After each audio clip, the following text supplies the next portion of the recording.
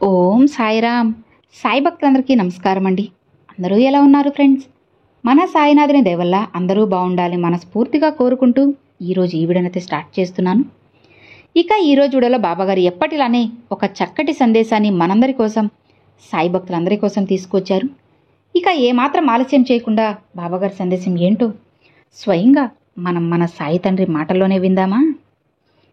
తల్లి, నువ్వు నీ చుట్టూ ఉన్న వాళ్ళతో ఖచ్చితంగా ఇలానే ఉండమ్మా. లేకపోతే వాళ్ళు నిన్ను అస్సలు బ్రతకనివ్వరు బిడ్డ. నీ బాబా ఎందుకు ఇలా చెబుతున్నారో ఇప్పుడే వింటే నీకు కూడా అర్థమవుతుందమ్మా. చూడమ్మా, ఎప్పుడైనా సరే నీలో మార్పు అనేది రానంత వరకు, రోజులు మారినా లేదా నెలలు మారినా, అలానే సంవత్సరాలు మారినా సరే నీ జీవితంలో ఎలాంటి మార్పు ఉండదు. అసలు మార్పు అనేది ముందు నీ నుండే మొదలవ్వాలి అని నువ్వు గుర్తుపెట్టుకో తల్లి. ఎవరు ఎలాంటి వాళ్ళు తెలుసుకోమ్మా. ఇకనైనా కళ్ళు తెరువు. ఇప్పుడైనా ఇకపై నువ్వు ఎలా ఉండాలో తెలుసుకో. అలా కాకుండా అందరూ మంచివాళ్లే, అందరూ నా వాళ్లే అని మోసపోతూ ఉంటే ఇక నువ్వు జీవితాంతం మోసపోతూనే ఉండాలి అని తెలుసుకో తల్లి.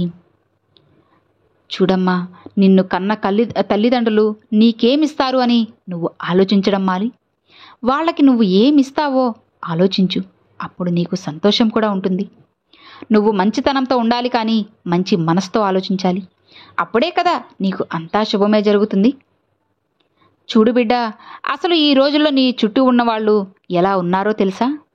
ముందు నీతులు చెబుతున్నారు, మళ్ళీ ఏమీ తెలియనట్లుగా నీ వెనక గోతులు తవ్వేస్తున్నారు. జాగ్రత్త తల్లి. అందుకే చెబుతున్నాను, ఎవరితో ఎంతవరకు ఉండాలో అలానే ఉండు. అసలు ఈ సమాజంలో నువ్వు ఖచ్చితంగా తెలివిగా బ్రతకకపోతే నిన్ను అమాంతం వాళ్ళు తొక్కేస్తారమ్మా. ఒక్కటి గుర్తుపెట్టుకో, మనశ్శాంతి ఇవ్వని సంపద, ఆరోగ్యం లేని ఆయుష్, అర్థం చేసుకోలేని బంధం, అక్కరకు రాని స్నేహం నీకు ఉన్నా ఒకటే, లేకపోయినా ఒకటే తల్లి.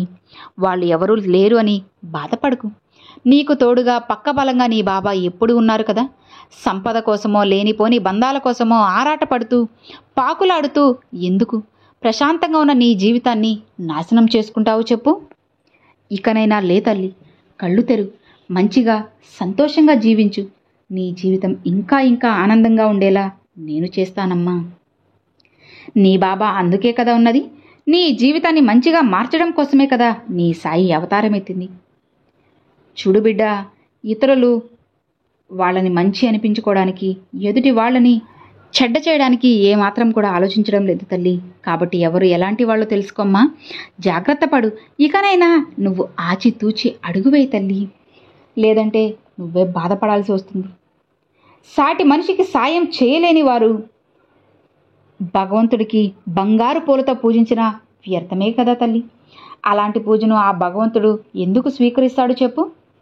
అందుకే స్వయంగా నువ్వు ఆ భగవంతుడికి సేవ చేయాలి అంటే సాటి మనిషికి సాయం చెయ్యి. ఇతరులకి నువ్వు చేసే సాయంలోనే నీ బాబా నీతో ఉంటారు అని తెలుసుకో. వాళ్ళకి నువ్వు చేసే సాయమే నీ బాబాకి చేసే సాయం తల్లి. కాబట్టి నువ్వు ఇతరులకి సాయం చేస్తే నీ సాయికి కూడా సాయం చేసినట్లే. అర్థమైంది కదా? నువ్వు నా కోసమేమీ వేలు ఖర్చు పెట్టి పూజ చేయాల్సిన అవసరం లేదు. అదే ధనాన్ని ఇతరుల సాయం కోసం నువ్వు ఖర్చు పెడితే నీకు అంతకి 10 రెట్లు 1000 రెట్లు నీ ముందుకు వచ్చేలా చేస్తానమ్మా. భగవంతుడు ఎప్పుడూ కూడా నీ క్షేమం కోసమే కొన్ని బంధాలను దగ్గర చేస్తాడు, కొందరిని దూరం కూడా చేస్తాడు. ఇక దగ్గర చేసిన బంధాలను నువ్వు అలుసుగా చూడక తల్లి. అలానే నీకు దూరమైన బంధాల కోసం ఎప్పుడూ కూడా ఆరాటపడవద్దమ్మా. నువ్వు కష్టపడి కొండెక్కితేనే కదా అందమైన దృశ్యాన్ని చూడగలవు. జీవితం కూడా అంతే తల్లి. నువ్వు కష్టపడితేనే అందంగా ఉన్న ఆనందాన్ని చూడగలవు. కష్టపడకుండా నాకు అది కావాలి ఇది కావాలి అని మౌనంగా కూర్చుంటే ఎలా? లే తల్లి, కష్టపడు. జీవితాన్ని మార్చుకో. నీకనుగుణంగా నీకు నచ్చినట్లుగా నీ జీవితాన్ని మార్చుకుంటే ఇక నీకన్నా అదృష్టవంతులు ఈ లోకంలో ఎవ్వరూ ఉండరమ్మా. ఒక్కటి గుర్తుపెట్టుకో, నీ బ్రతుకు తెరువు కోసం ఎన్ని విన్యాసాలైనా చెయ్యి, కానీ ఎదుటివారి బ్రతుకు వినాశనం కావటానికి నువ్వు మాత్రం అస్సలు కారణం అవద్దు తల్లి. అలా కారణమయ్యి నీ జీవితాన్ని ఇంకా ఇంకా నువ్వు చిక్కుల్లో పడేసుకోవద్దమ్మా. ఇకనైనా నువ్వు ధైర్యంగా ఉండు. ఇకనైనా సరే నువ్వు మేలుకోవాలి బిడ్డ. అప్పుడే కదా నీ జీవితం కూడా బాగుంటుంది. గుర్తుపెట్టుకోమ్మా, గతం గురించి నువ్వు ఎప్పుడు కూడా ఆలోచించి భవిష్యత్తుని పాడు చేసుకోవడం అది మూర్ఖుల యొక్క లక్షణం. ఆ తప్పుని నువ్వు ఎప్పుడు కూడా చేయకు. జరిగిన గతాన్ని తలుచుకొని బాధపడుకు తల్లి. ఇక జరిగిందేదో జరిగిపోయింది. ఆ జరిగిపోయిన గతాన్ని ఒక మంచి గుణపాఠంలా తీసుకో. దాన్ని నువ్వు మెట్టుగా మార్చుకొని బలంగా దాన్ని పైకి వెక్కి నీ లక్ష్యాన్ని నువ్వు సాధించుకో తల్లి. అప్పుడే కదా విజయాన్ని సాధించగలవు. అలా కాకుండా జరిగిపోయిందే తలుచుకొని ఏడుస్తూ అక్కడే కూర్చుంటే ఎలా? నువ్వు విజయాన్ని ఎలా సాధించగలవు? ముందుకు ఎలా వెళ్ళగలవు చెప్పు? ఆగి ఆలోచించు. ఖచ్చితంగా నీకు అన్ని ప్రశ్నలకు సమాధానం దొరుకుతుంది బిడ్డ. కాబట్టి ఇకనైనా సరే మేలుకు అమ్మా. ఇకనైనా సరే ధైర్యంగా ముందుకు వెళ్ళు. నా బాబా నాకు తోడు ఉన్నారు, అన్నీ చేస్తారు, అన్నీ చక్కబెడతారు అని నమ్మి నా మీద నమ్మకంతో నువ్వు ముందుకు వెళ్ళు. జరిగిన గతాన్ని అక్కడితోనే విడిచిపెట్టు. దాన్ని నీతో పాటుగా నీ వెంటే తీసుకుని వచ్చి నీ కుటుంబంలో ఒక భాగంగా చేసి నువ్వు బాధపడడం ఎందుకు? నీ కుటుంబాన్ని బాధపెట్టడం ఎందుకు? మీరంతా బాధపడుతుంటే మళ్ళీ నేను కూడా నిన్ను చూసి బాధపడుతున్నాను. అసలు ఇదంతా ఎందుకు తల్లి? కాబట్టి నువ్వు నీలానే ఉండు.